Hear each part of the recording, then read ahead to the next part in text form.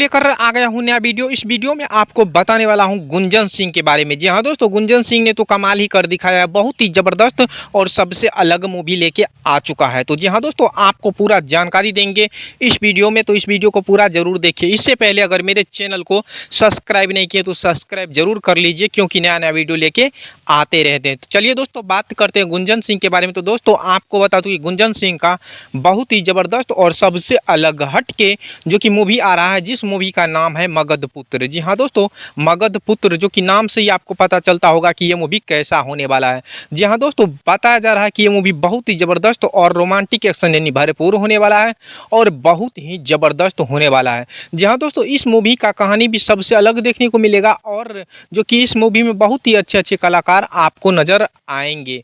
जी हाँ दोस्तों, गुंजन सिंह का फैन फॉलोइंग और पहचान जो कि बहुत ही ज़्यादा है और दर्शक बहुत ही ज़्यादा पसंद करते हैं। जी हाँ दोस्तों, गुंजन सिंह का ये मूवी बहुत ही ज़बरदस्त और सबसे अलग हटके होने वाला है और आपको बता दूं कि सिनेमा घर में ये मूवी बहुत ही ज़्यादा धमाका करने वाला है।